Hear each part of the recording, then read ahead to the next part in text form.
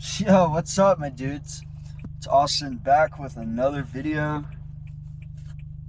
It's been a while.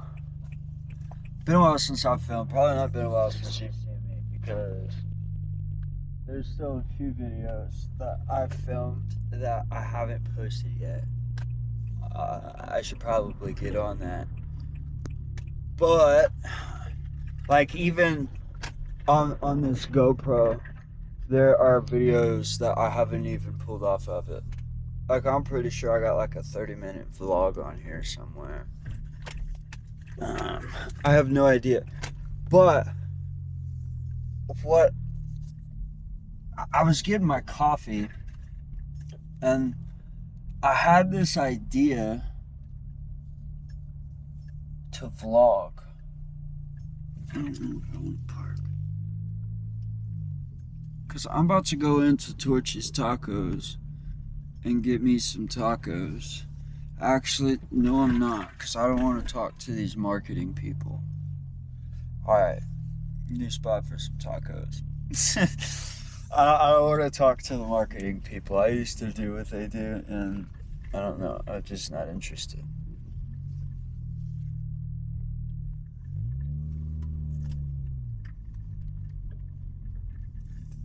Can't stand when people do that. I mean, I do it too, but like, have some caution, man.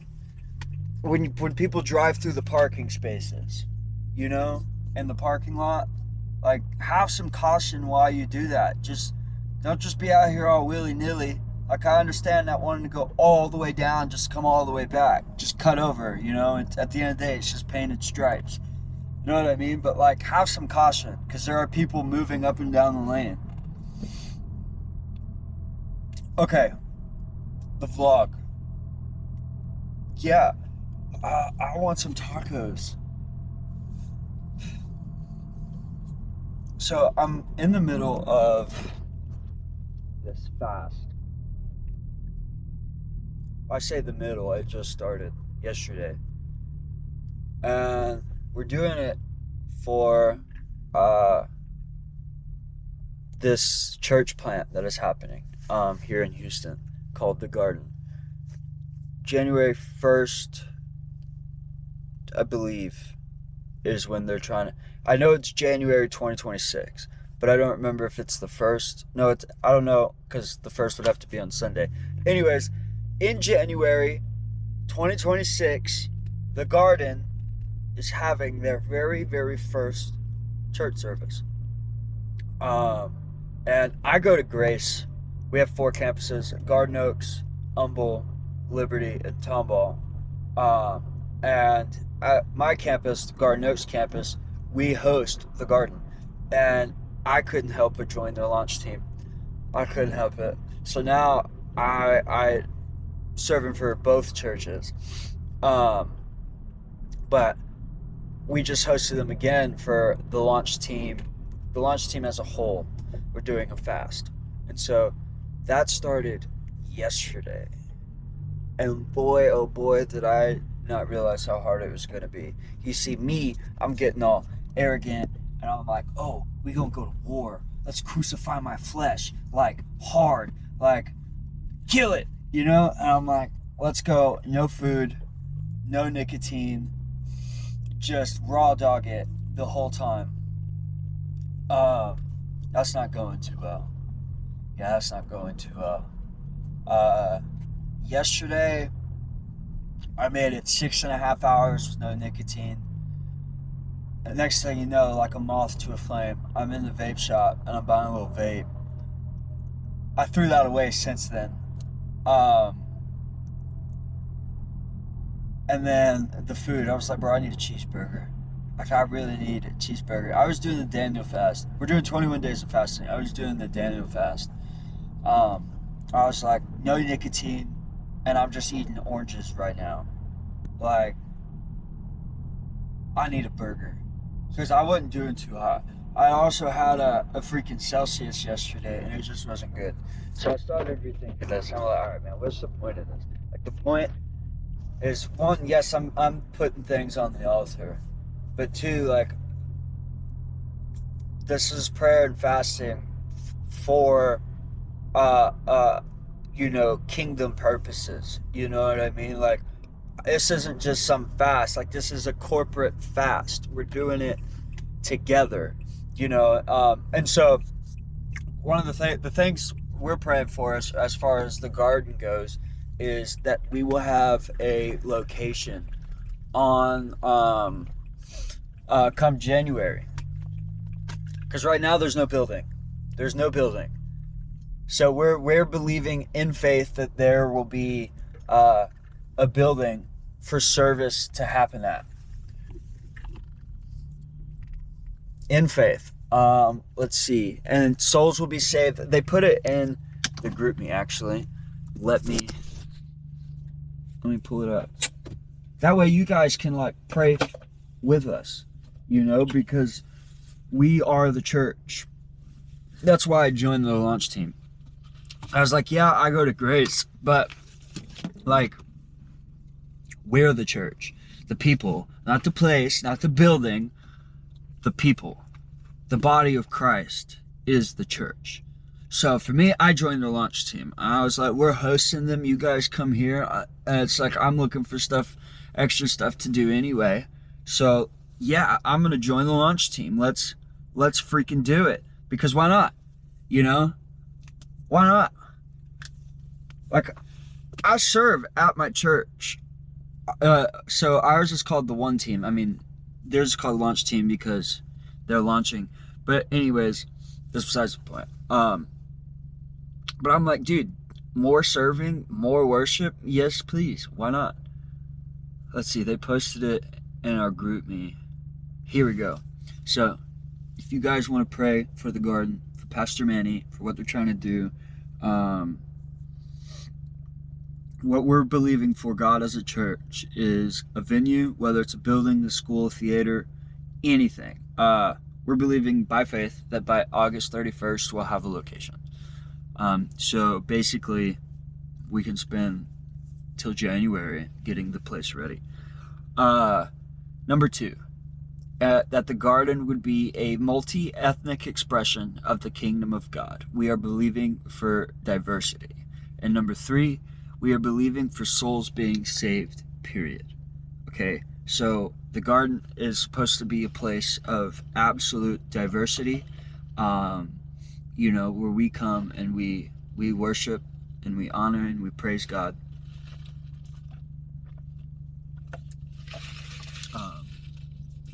Together.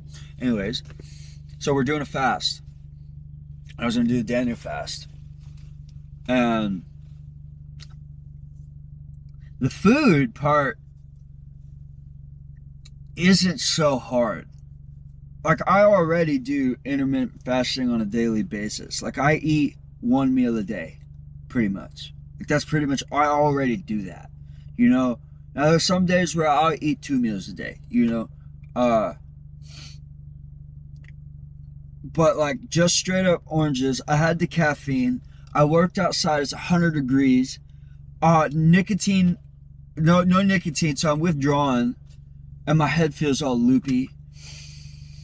And then I'm just hungry and I'm irritated, and it's like, this is awful. And then I fell into like this depression, because it's like, dang, dude, I couldn't even make it 6.5 hours. But then the reality of it is like, I also slept like 10 hours. No, I didn't. I slept like 7, because I didn't go to bed till like 12 o'clock the night before last. And I had to get up by 7 to get to a job. Anyways, so I did that, and it was awful, man. It was awful. I woke up this morning.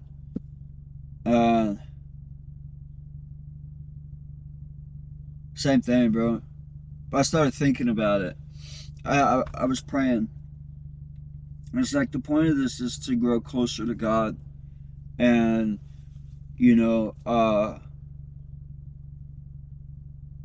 I don't understand the whole corporate fasting part yet, in relation to what we're trying to achieve. I just know that, like, where 2 or 3 or more are gathered, in his name, it will be done for them. So I think when we corporately put something on the altar together, and sacrifice it, and give it up to the Lord, and we're seeking his will, his wisdom, his guidance, that I think that has like a certain way of bringing things about. But like for me personally, outside of the corporate fast, like what I'm looking for in my personal life is I'm looking to be free from the nicotine, be free from it all. And I realized that like I can't starve myself of both food and nicotine at the same time. Because the truth of the matter is I'm gonna reach for that vape. If I'm hungry, like if it's really down to it, like I'll reach for the vape before I reach for food. And I feel like that's kind of a problem, And Pastor Manny has said it like in this way. I was thinking about it like this morning, I even wrote it down on the paper. Actually, let me pull it up. We had this little form that we filled out. Like even now, filming this, I would really like to hit a vape right now, or just a cigarette, some nicotine. I know it's gonna do nothing for me, but I would really like to. It not chemically, but physically, it would feel good. Ugh. Crucify my flesh. He said, anything you can't put on the altar, it's an idol. And so the Lord told me to go grab this paper this morning, and I'm sitting in here and I'm looking at it. I'm looking at that, and I'm like, anything you can't put on the altar is an idol. And it's like, well, everything in here I put on the altar, but what's in my hand right now as I'm reading this paper? A vape. Not a sandwich, not a cheeseburger, none of that junk. A vape. And so I realized I'm struggling to put this on the altar. And it's an idol.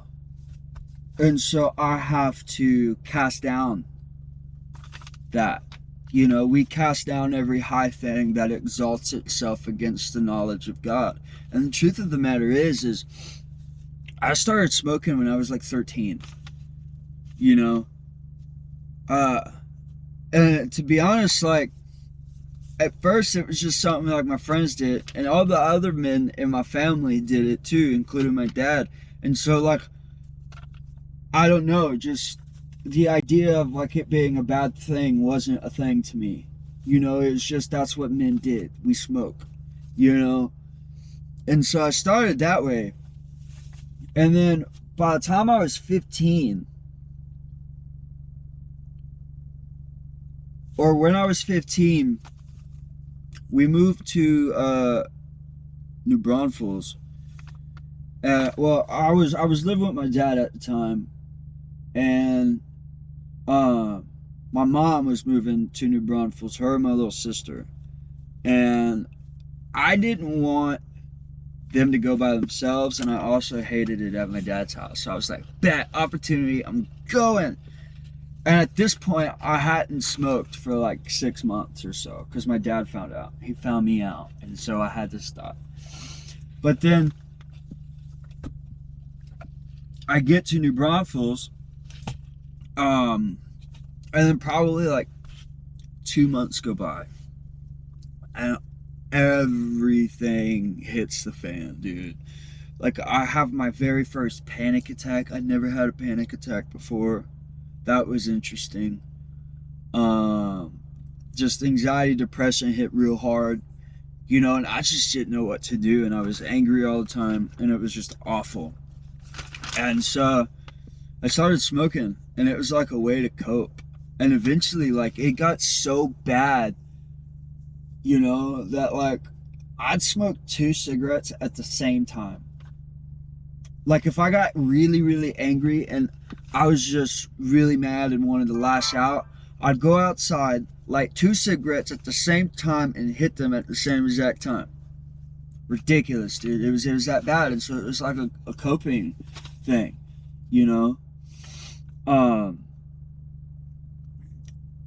And it just became that. It became a way to cope with everything. And so now it doesn't work. It doesn't work. It doesn't do anything, actually.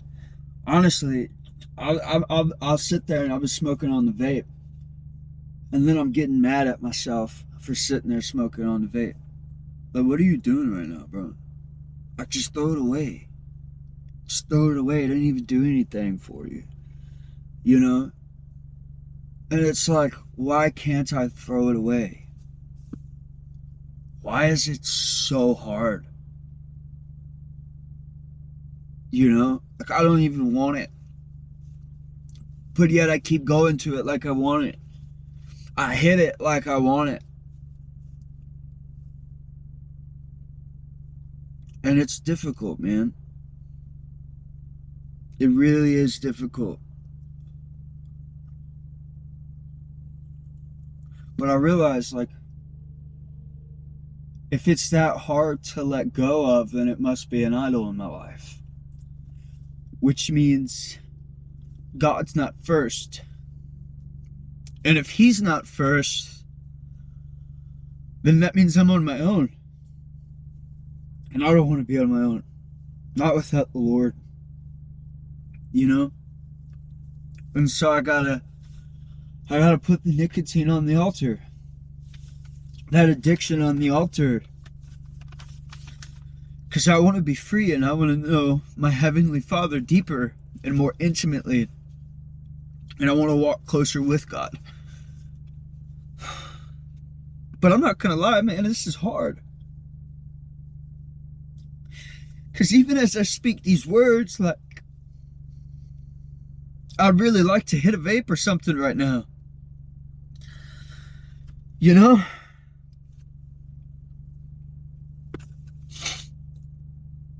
It's difficult, man. It's difficult to crucify your flesh and deny yourself.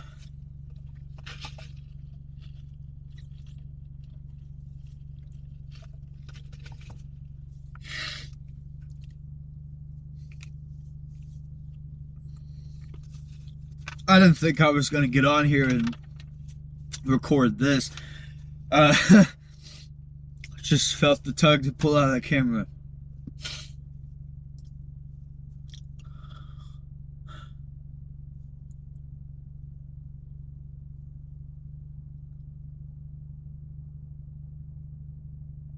Man, this stuff's real, dude. This ain't no cakewalk.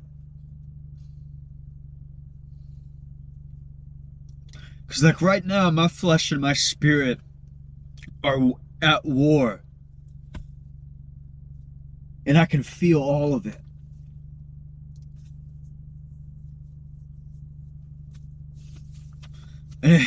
And like, the worst part is like, both are me. And I'm fighting both sides of the war.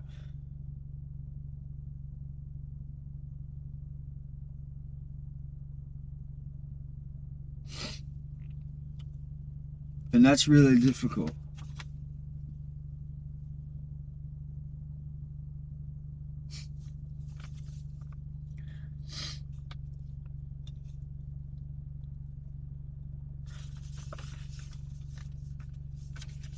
I don't know. Maybe you're watching this and you just feel like everybody else has got it down pat. You know, like they got it figured out. I'm gonna be real with you, dude. Ain't nobody got it figured out. Nobody. Because I'm gonna tell you what. Just when I start to think I got it figured out, the Lord will sit there and hit me with something. Excuse me. And all of a sudden, it's like, damn, I don't know anything anymore. Like, it's like all of a sudden, like, I thought I knew it all. And then something comes along and humbles me. And I'm like, oh, I don't know nothing. You know? Yo, if you're ever in Houston, well, this is in Pearland. I don't know if you're, which is on the outskirts of Houston. I don't know if they have any other locations. But you gotta go to First Cup Coffee and get the, what is this? The iced caramel vanilla latte. whole milk. This sucker's good, dude. See, I usually go to like Dutch Bros or Starbucks, and I just get the one coffee, and I'm good. But granted, my caramel macchiato I get with 3 shots of espresso. When I go to Dutch Bros, I get what's called the 911, which is a 6-shot Irish cream. I don't know how to say the last word. It starts with a B. But that's what I get, which is 3 more shots than the Starbucks order. That's the only coffee I need for the next 2 days. I'm being for real, dude. If I get that coffee from Dutch Bros and I eat maybe like once after that coffee, I can literally stay up for like 2 days off that one coffee. This coffee, however, I feel like was more of a treat than a tool. Cause like, I don't feel wired. I feel like I want another cup of coffee. Like, this is pretty good. I've never understood how people drink more than 1 cup of coffee in a day. Until I had this, I'm like, oh, that's why. Because they just drink weak cups of coffee so they can drink more coffee throughout the day.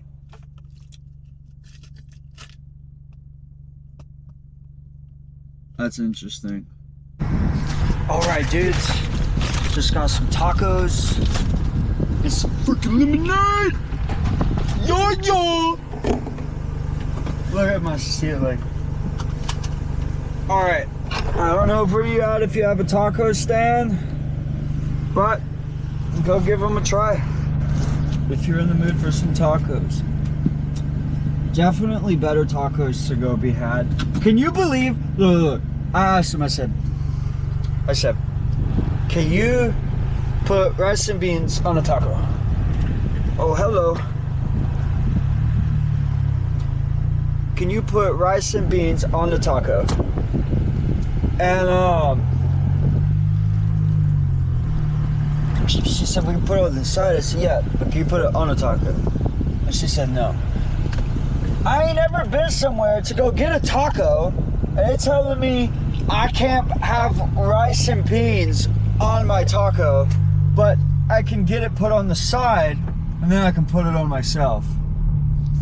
Which isn't a problem, but that means I have to disassemble the entire taco because the rice and beans should go on the bottom of the meat, right? Otherwise, you just got rice falling all over the place, and like, you know, it's a flavor thing, and the way the flavors are introduced, it's got to be beans, rice, meat, right? Then you put cilantro and onion in your cheese, you know. And apparently you can't have that here, so I don't know. There's a white people taco spot apparently. I know how it must sound considering the color of my skin, but whatever, you know. I'm one of those white people who knows what good food tastes like. Which is funny because like my mom's fiance, I've eaten some of his food. He's from the north. I'm from the south. So definitely a big like difference in concept of flavors. Anyways, that's besides the point. Yeah, we got some tacos, and I don't know what to do today, but I'm gonna see what happens. Actually, I'd like to find a spot to eat my tacos.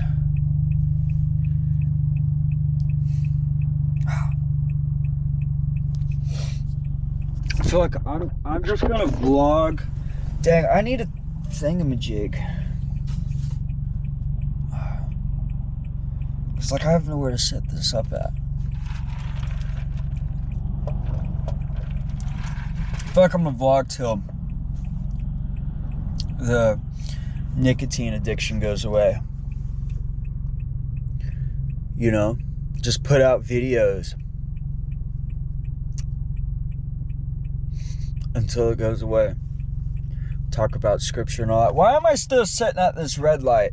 See, this is part of what happens. All right, found a place to chill, eat my tacos. We're behind the Home Depot. You know what's whack?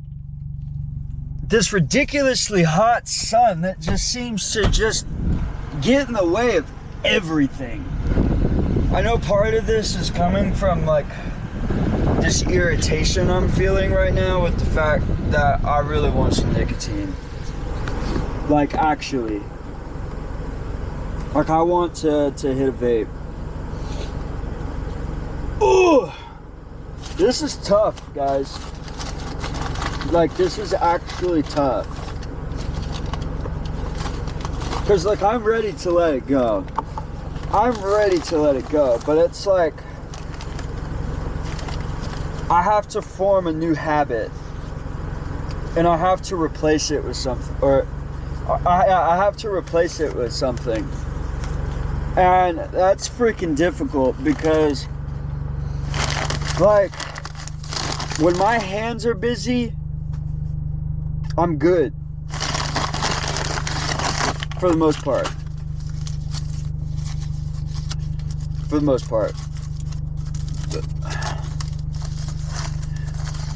But when they're not so much. Honestly, guys, I'm gonna be real with you. Scratch what I said.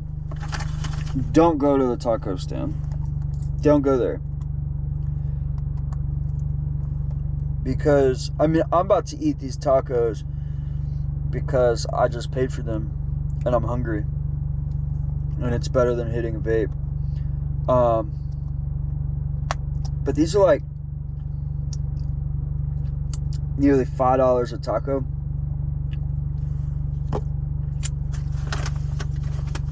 I can't even get rice and beans on my taco. I get it on the side for extra though, which is probably like an eating portion of rice and beans. I don't want that. I want enough for my freaking tacos.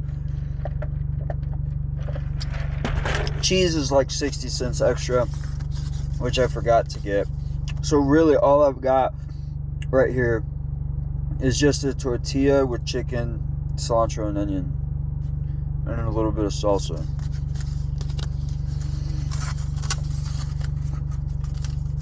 When it comes to tacos and the price, probably not the best spot.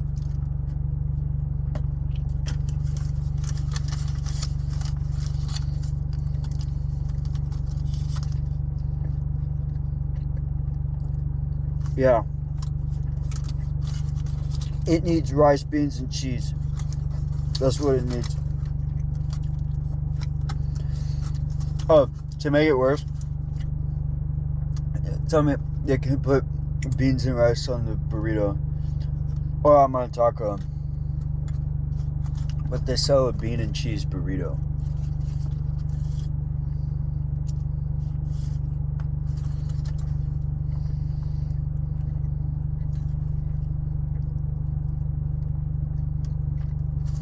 Doesn't make any sense.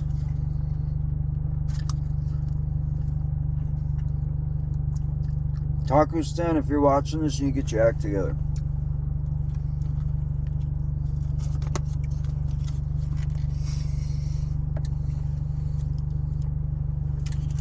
The chicken tastes pretty good. It's a little dry, but it tastes pretty good.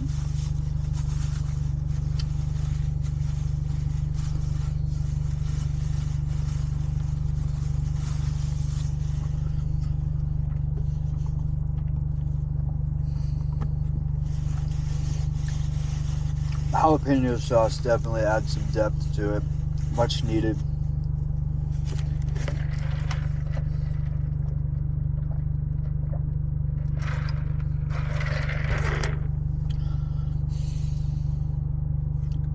Y'all ever just like have a longing for some good food? And I mean like actually good food. Something you never had before and wouldn't mind eating every day. I just feel like everybody sells the same low quality stuff for the same high prices. And it just, for some reason, it makes food unattractive to me. Like, I don't even want to eat. I drove around for like 20 minutes trying to figure out what I wanted to eat. I was gonna go to Torchy's, but I'm kind of busy. I'll go somewhere else. Like, I want a cheeseburger. No, dude, I've had In-N-Out burger for like the last like 4 days. I need to stop having so much cheeseburgers. You know, plus In-N-Out, like, honestly, for the price, dude, for the price, $5.55 for a double cheeseburger with all the fixings. $8 and some change will get you that, and with some fries. $10 and some change to get you that, fries, and a medium drink. So for $10 and some change, like, and it tastes good, like, it's actually good, you know. In my opinion, it tastes better than Whataburger, and Whataburger costs is like just slightly more expensive.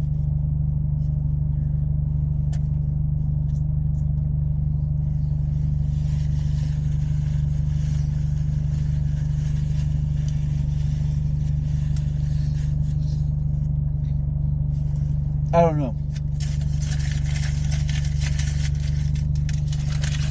I want some like real authentic foods.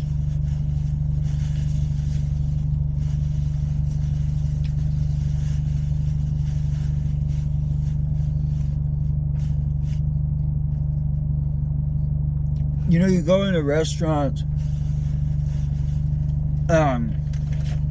it's like you pay all this money for food.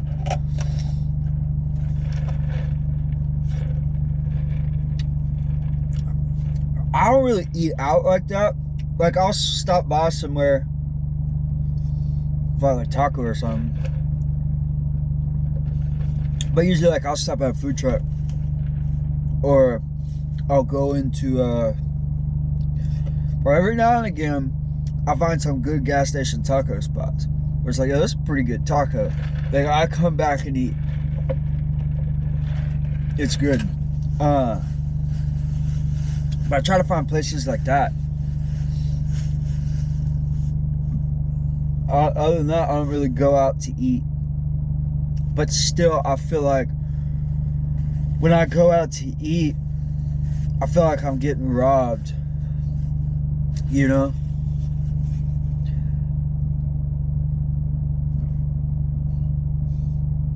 Okay, here's a great example. I don't know how many locations they have nationwide. So if you're watching this, you probably know what I'm talking about, or you don't. But there's this Brazilian steakhouse called Fogo de Chao. And I went. I mean, I didn't pay for it, and I still felt ripped off. And that tells you anything. Like, everybody's always like hyping it up. It's so good. It's so good. Yada, yada, yada. Now, what I thought was cool about Fogo de Chao, because I give credit where credit is due. All right. I thought it was cool that you just pretty much, it's like a buffet that comes to you.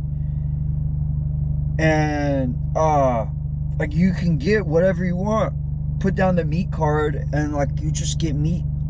And then they come around with like all these sides and stuff, and you can order stuff, or you could just like, yo, I want a part of that too, you know. And it was really cool, and I enjoyed that. And there were some things I ate there that was really good. And don't get me wrong, the food was decent, but it was not as expensive. Like, to me, the experience of the food. The experience was great, which I guess people could argue like that's what you're paying for, is the experience. But no, what I really want to pay for is some good food. The experience don't mean nothing if my food was terrible, you know. And the food wasn't like awful, like it was still edible, but it was just kind of bland. it wasn't very flavorful. The meat was kind of chewy, you know. Now I'm not knocking Fogo de Chao. It's just not what I was expecting from what I've heard, and also the price point of the food, you know. And so I feel like I'm getting robbed when I go out to eat, because like yeah, I'm analyzing from every perspective. Like, all right, good portion, it's great, but it's got to taste great too, man. Like, I'm not trying to pay. Like, there's a reason why I never order steak when I go out to eat, because I know I'm gonna be disappointed. I know it. Like, one, like, okay, for instance, you go to like Texas Roadhouse or something, you get a steak. You get this tiny little piece of steak. Sure, it's an inch thick, but you get this tiny little piece of steak, and that's like $25, dude. 8-ounce little steak. And it tastes all right, but it's not like, wow, this is so good, you know?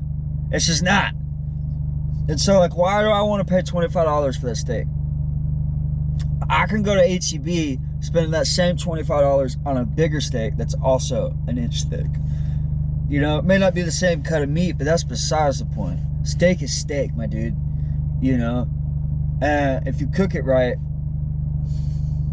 dude, the best steak I've ever had in my life, the best steak, I was selling insurance, and there is an executive chef who had just joined the team, and it was his birthday, and so he had been on the team for a few months by now, but it was his birthday, and I was going to hang out with him, and then another chef, which had actually just joined the team a couple weeks prior, was also going to come over. And so we come over to go celebrate his birthday and have some steaks, and this guy had his steaks already out on the counter before we even got there, like hours before we got there. They've been sitting out all day to get room temperature, sitting with some salt and some pepper. Dude put the steaks on the grill for like 4 minutes each side, and then let it sit for like 10. And he just seasoned it with salt and pepper. I wasn't sure what I was expecting, but that is the best steak I've ever had in my life. Ever. That sucker was like this thick, dude. It was huge. It was massive. It was like this long and like this thick. Dude, that steak was huge, but it was delicious. And all it was salt and pepper. I feel like restaurants don't even season their meat, which is unfortunate. You're doing yourself a disservice. I guess I'll save this taco for later.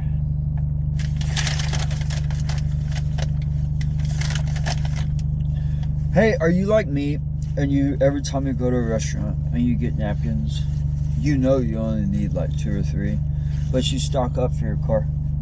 I do that too. It's okay. Got to, man. You gotta be ready for anything. And it's funny because, like, I'm always like, dude, of all the things I carry with me in my car for just in case, the only thing I ever actually end up needing is freaking napkins.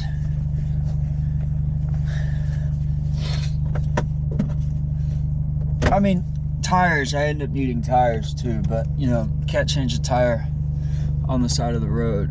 I can change the wheel and tire on the side of the road. For those of you who are like, you can't change a tire on the side of the road. Yes, I can change a tire on the side of the road. I mean, taking the rubber off of the wheel and putting new rubber on to the wheel. Yeah, I'm not gonna walk around with that much stuff in my trunk. Yeah, that's kind of why I want an older car. I'm excited for the day that I get to sell my car and buy something older. Like, I really want an older car, guys. An older car just seems like the absolute move right now. Because think about it. All these electronics and stuff, they're more expensive, you know? And then when you got to replace them, the cost of repair is just absolutely atrocious. Like, I don't remember. Okay, here's an example. My windshield, bro. This thing here costs $1,200 because it has, look, it's got, oh my gosh, dude, the warnings. When you turn the freaking things on, you can sit there and set its water detection. So it's got these rain sensors embedded into the windshield, you know? And so I can't get my windshield anywhere else other than freaking Nissan. Which costs $1,200. It is absurd. It is ridiculous. Whereas something older, a windshield plus the installation could cost me like $250, dude. Like, okay, my sister, she drives a GMC Terrain. I think it's like a 2020, 2019, something like that. It's fairly new, low miles. Her windshield, I used to work for the shop, and the owner had a windshield guy, and I got a quote for her windshield. Sorry, I'm putting on my thing, the GoPro mount. I got a quote for her windshield, and it was like $200 to put the windshield on her car. Granted, her car's still a newer car, but that's besides the point. Point is I need something older and American made. Don't get me wrong, I like my Japanese cars, but like, I need a Japan made Japanese car, because these American made Japanese cars ain't cutting it. Just saying, I'm not doing it. Like, that's why Nissan is such a crap brand today. And I only know that after I buy the car. I only bought it because I thought it was pretty. And I made a stupid decision when buying this car, you know. But what's important is that I learned my lesson. And I'm still learning it, because I can't get rid of the car. I'm stuck with it. I am stuck with this car whether I like it or not. That's just the way it is. And it's my fault. It's my own fault. I ain't got nobody to blame but me for buying this car.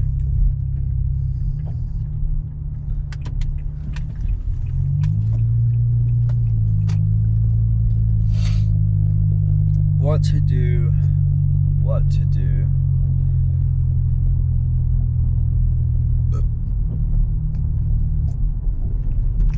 I'm supposed to be going to get coffee with some friends here in a bit,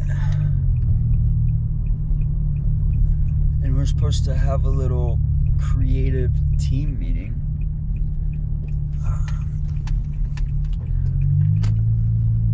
I've got a friend, she has her own little podcast she does. I've actually never watched it. I should probably go watch it. Tita, if you're watching this, I'm sorry. But yeah, she's got her own little podcast, and I'm a photographer, and she wants me to do some pictures for her. I'd love to do some pictures for her. That'd be pretty cool. I don't know. I like being behind the camera. Not like necessarily like behind the camera lens, but behind the camera, operating the camera. You know, taking pictures. I really, really want to learn how to do like cinematic video. I think that'd be pretty lit. Some cinematic video, but I need a video camera. Right now I'm shooting with the Canon 5D Mark IV, and it's not even my camera, first off. So if it were up to me, bro, I would trade this thing in. I'd go get the Sony A7 IV. That's what I would get, is the Sony A7 IV. That's what I use at church, and I think it is the best freaking camera ever. Granted, I don't have too much experience with too many different cameras, so like that's kind of what I got. But I love it. I love the articulated screen. I haven't gotten to do much video with it, just cause like, you know, I don't have a purpose for shooting the video, because I'm at church, and so like I don't really have the time to just shoot some video on it and figure that out, because I need to get my photos done, you know. So being able to trade up would be able to, or to get that one and work on some hybrid shooting would be fantastic. But like I said, not my camera, so I can't go trade it in. I also don't have the lenses either. So right now I'm shooting with that Canon, and I've got my own lens. I have the Nifty 50. Everybody needs to have that one. Important.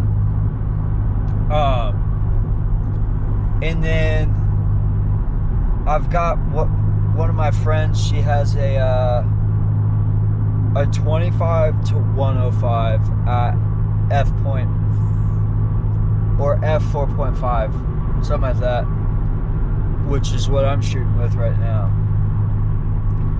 I need a polarizer so bad. Honestly, I haven't shot anything in a long time. But yeah, I like shooting with a camera. So to be able to do some work for her and with her podcast is going to be super cool.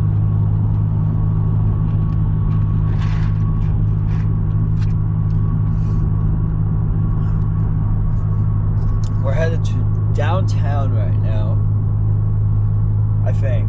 I don't know. I'm kind of just driving. Can't go back home, you know, because, well, home. Because just sitting around, dude, is like, it makes me want to smoke even more. So, not doing that. So now I gotta go, like, find something to do and keep myself busy so that I don't break this freaking fast again.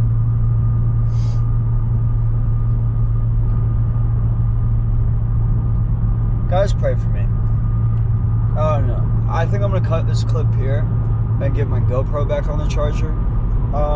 But we shall see what happens. Maybe I'll move the vlogs on my phone since I'm just cruising. Actually, I need to get off. Guy, get off your brakes.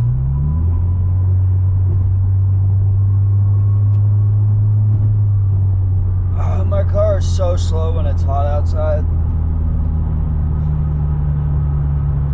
Dude, I was looking at my car the other day. I was looking at the air filter. I'm like, no wonder why this thing's slow. I was sitting there thinking about it. I'm like, if this car with its motor was actually like designed for peak performance, I feel like you could get a lot more out of this motor without really changing much, you know? Like, it gets next to no air. This car is breathing through a straw, basically. Like, the motor breathes through a straw. That's it. And it's like, so your air volume is super low. And it's my thinking that if you increase your air volume, yes, you'll also need to increase fuel. Your fueling, right? Because more air, you're going to need more fuel, so it burns, right? At least I would think so.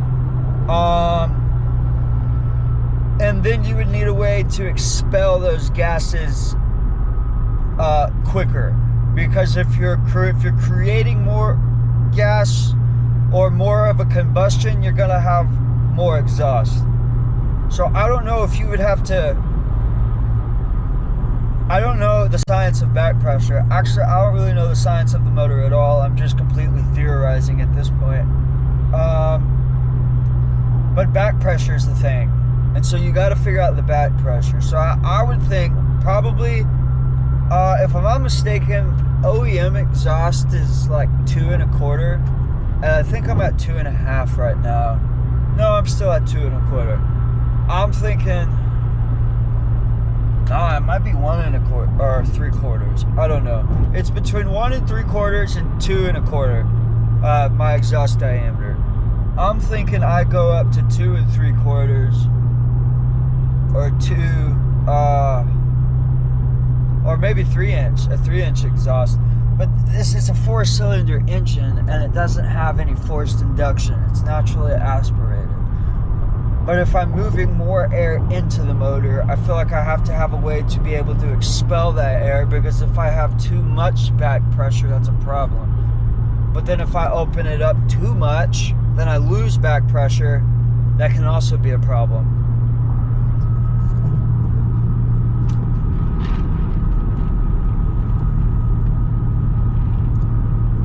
I don't know, dudes. But yeah, it's breathing through a straw right now. You ever try to breathe through a straw? Don't get a lot of horsepower from that. So when it's hot outside, it's sucking hot air through a straw, and you just get like the worst heat soak. And it's got a CVT transmission, so yeah, you can imagine how it sounds and how it runs while it's stupid hot. Makes me feel like my car's broken.